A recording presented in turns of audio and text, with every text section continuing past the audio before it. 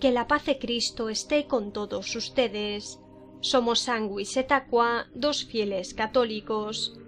En el capítulo anterior de esta serie habíamos adelantado la terrible oscuridad que comenzaba a cernirse sobre la Europa católica a finales del siglo XIII, que amenazaba no ya sólo con poner fin a los siglos más gloriosos de la historia, sino con llevar al colapso a la civilización católica y a la Santa Iglesia. En este capítulo nos adentraremos, pues, en el momento de la historia en el que Satanás levantó de nuevo la cabeza, y se pudo ver cómo el perverso plan luciferino, descrito por San Alfonso María de Ligorio, comenzaba a cumplirse de modo alarmante. El diablo siempre ha buscado privar al mundo de la misa por medio de los herejes, constituyéndolos precursores del anticristo, cuyos primeros esfuerzos consistirán en abolir el santo sacrificio del altar, y según el profeta Daniel en el capítulo 8, versículo 12, como castigo a los pecados de los hombres, esos esfuerzos serán fructíferos. Sobre el sacrificio perpetuo fue instalada la iniquidad, y se echó por tierra la verdad. Todo comenzó con el Renacimiento, es decir, con ese momento de la historia en el que por influencia luciferina se vio renacer el interés por los ideales paganos precristianos en las naciones católicas, y tras los siglos gloriosos en los que la Santa Iglesia extendió la palabra de Dios por el mundo, éstas, las naciones católicas, dejaron atrás los ideales de santidad y se volvieron hacia cuestiones mundanas. Satanás había recuperado la potestad para seducir a las gentes, y de esta manera, por medio de las nuevas corrientes ideológicas que extendían el veneno satánico por doquier, el hombre comenzaba a ponerse en el centro y objetivo de la vida secular y política. Los cambios se empezaron a notar a todos los niveles. El ser humano sentía que no tenía por qué servir más a Dios. Desde entonces sólo se serviría a sí mismo.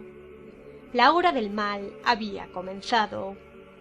Monseñor Henry de Lassus, en su obra La conjuración anticristiana, explica que desde todos los puntos de vista, se veía venir el divorcio entre las tendencias del Renacimiento y las tradiciones del cristianismo, mientras que la Iglesia seguía predicando la caducidad del hombre, afirmando su debilidad y la necesidad de una ayuda divina para la realización del deber. El humanismo alimentaba sus frentes en Jean-Jacques Rousseau para declarar la bondad de la naturaleza. Era la deificación del hombre.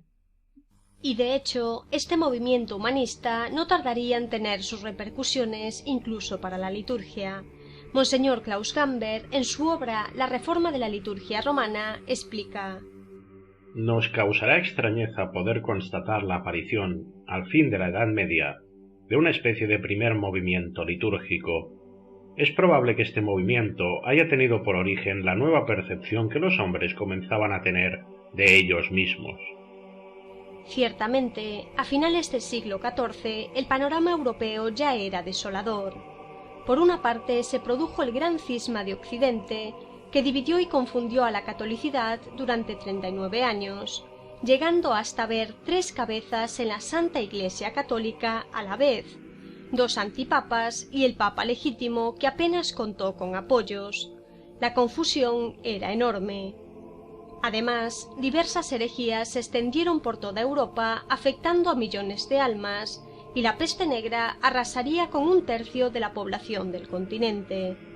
En Francia se extendió un movimiento conocido como los valdenses, supuestamente iniciado por un comerciante de Lyon llamado Pedro Baldo, que bajo la apariencia de piedad de sus alabanzas a la pobreza voluntaria y su supuesto deseo de volver a la pureza de los mandatos de Cristo que se encuentran en las Escrituras, exigía la traducción de la Biblia a la lengua vulgar y el derecho de todo laico a interpretarla y enseñarla por su cuenta, despreciando al magisterio de la Santa Iglesia, la tradición apostólica y al sumo pontífice. Pese a ser excomulgados y sus doctrinas declaradas como heréticas, extendieron sus predicaciones por toda Europa, y éstas prepararían el terreno sobre el que se sembraría un veneno peor. En Inglaterra, John Wycliffe, sacerdote y teólogo, contemplando los problemas que el gran cisma había provocado, se rebeló contra la Santa Iglesia Católica y concibió la idea de una Iglesia desligada del papado, y condenando la sagrada tradición apostólica por ellos custodiada, renegó del sacerdocio y la jerarquía católica, declarando que todo laico es sacerdote por la gracia de Dios. Por si fuera poco, declaró inútil la Santa Misa, negando la transustanciación, y renegó también del resto de los sacramentos, despreció el celibato y consejos evangélicos, y declaró como única autoridad las Sagradas Escrituras, que él mismo tradujo del latín al inglés. Sus escritos fueron condenados como herejía en 1412 en el Concilio de Roma, y sin embargo eso no impidió que nacieran los denominados wyclifistas o lollardos, que extendieron sus herejías por doquier. De hecho, en Bohemia, otro sacerdote y teólogo llamado Jan Hus, inspirado por las ideas de John Wycliffe, comenzó a exigir que se llevase a cabo una reforma en la Santa Iglesia Católica, predicando una supuesta vuelta a los orígenes y a la pureza del Evangelio, y explicando los supuestos beneficios que traería el uso de la lengua vulgar en lugar del latín en las celebraciones sacramentales, para que el pueblo pudiese comprender lo que en ellas se realiza y participase de modo más pleno en los sagrados misterios. Su reforma proponía también recuperar el derecho a la comunión bajo las dos especies para los laicos, derecho que, según Jan Hus, la Santa Iglesia Católica había arrebatado a los fieles, incumpliendo el mandato de nuestro Señor. De este modo, poco tardó Jan Hus en alzarse contra la autoridad del sumo pontífice y la jerarquía católica, declarando que la verdadera Iglesia era invisible, únicamente constituida por los predestinados, y declarando inútiles los sacramentos, especialmente la confesión sacramental. De él, de Jan Hus, salieron los husitas. Jan Hus fue excomulgado por el Concilio de Constanza en 1415 y sus doctrinas fueron condenadas como heréticas. Este concilio excomulgó también post-mortem a John Wycliffe. Sin embargo, estas medidas de poco sirvieron. Sus ideas se extendieron como la peste y llegaron a afectar a la liturgia católica. De hecho, en Alemania, influenciados por estas herejías, como nos explica Monseñor Klaus Gamber en su obra La Reforma de la Liturgia Romana, se aplicaron con celo a la traducción en lengua vulgar de los textos de la misa y del oficio divino, y para este último y de forma más particular, los himnos.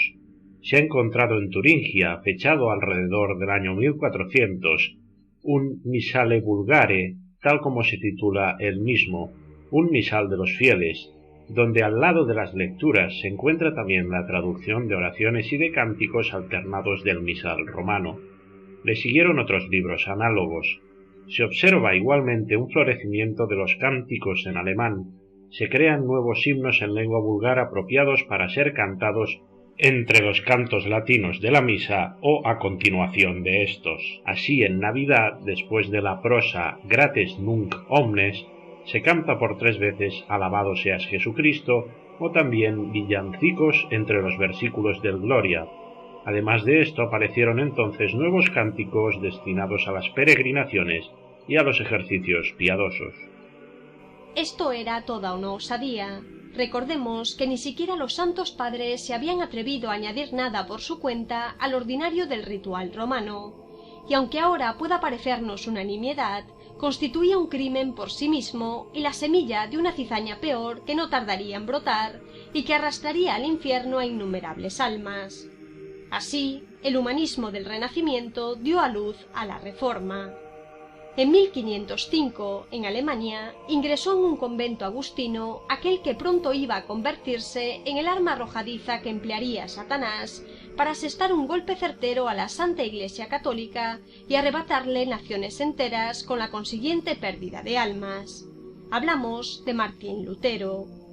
Con vocación incierta y carácter atormentado y depresivo, fue ordenado sacerdote y finalmente se convirtió en teólogo. Sin embargo, poco tardaría en abrazar las ideas heréticas de Jan Hus haciéndolas suyas, y argumentando como él querer purificar la Santa Iglesia Católica de aquello que fuera contaminado a lo largo de los siglos, proclamó una supuesta vuelta a los orígenes que derivó en una doctrina totalmente herética y perversa que despreciaba a Dios y a todo lo santo. Nos explica Monseñor Klaus Gamber en su obra La Reforma de la Liturgia Romana. Lutero se dio cuenta de la importancia de estos esfuerzos litúrgicos y los continuó. Él no inventó el cántico alemán, simplemente descubrió la necesidad de poner a disposición de los fieles los textos de la misa en su lengua materna. De hecho, prosigue Monseñor Gamber, Martín Lutero negaba el carácter sacrificial de la misa y por ello estaba escandalizado por ciertas partes de la misa, en particular por las oraciones sacrificiales del canon. Oraciones que, como explicábamos en el capítulo primero, forman parte de la tradición apostólica y se remontan a nuestro Señor Jesucristo mismo. Lutero haría famosa la frase masónica que dice: «Destruid la misa y destruiréis el papado», dejando ver así lo que se ocultaba tras sus aparentes buenas intenciones de los inicios. Nos lo explica Monseñor Klaus Gamber. Lutero fue lo suficientemente listo para no dejar que sus innovaciones litúrgicas pudiesen ser claramente percibidas. Sabía la importancia de las formas y las costumbres tradicionales enraizadas en el pueblo. Era necesario que sus partidarios no se percatasen demasiado de las diferencias con la misa que había existido hasta entonces. Además, Lutero era adicto a los antiguos ritos y cantos. Solo modificó lo que, según su criterio, era un abuso o estaba en contradicción con su concepción teológica. De hecho, Martín Lutero, en su opúsculo de 1526, La misa alemana y el orden del culto divino, al comienzo del capítulo de El domingo para los laicos, escribía: «Conservaremos los ornamentos sacerdotales, el altar y las velas hasta el agotamiento o hasta que nos convenga cambiarlos. Sin embargo, dejaremos hacer a los que quieran hacer otras cosas. Pero en la verdadera misa, entre verdaderos cristianos, será necesario que el altar no quede como está y que el sacerdote se vuelva siempre hacia el pueblo, como sin duda lo hizo Cristo durante la cena. Pero esto puede esperar». Con esta sagacidad luciferina, Lutero comenzó a inyectar su veneno herético en las almas sin que éstas pudiesen siquiera percatarse. Así como nos explica Monseñor Klaus Gamber en su obra La reforma de la liturgia romana. Cuando, por ejemplo, el reformador y sus partidarios empezaron a suprimir el canon, nadie se dio cuenta, pues, como se sabe, el canon se decía siempre en voz baja. Prudentemente Lutero no suprimió enseguida la elevación de la hostia y el cáliz. Hubiera sido lo primero de que se hubiesen percatado los fieles. Se continuó, como antaño, empleando el latín y el canto gregoriano, al menos en las grandes iglesias. En cuanto al canto en alemán, ya era muy conocido antes de la Reforma y en muchas ocasiones cantado en el transcurso de la misa. Nada parecía constituir una cosa nueva. Poco a poco, Lutero fue cambiando la manera de celebrar el culto sin chocar directamente con las costumbres reinantes. Comenzó haciendo parte de la misa en alemán, posteriormente suprimió las misas rezadas y las dedicadas a las almas del purgatorio, y repartiendo de forma cada vez más frecuente la Santa Comunión bajo las dos especies, fue preparando al pueblo para aceptar su nueva forma de culto, que ya no sería sacrificial, ni sacerdotal, ni católica, sino una simple cena.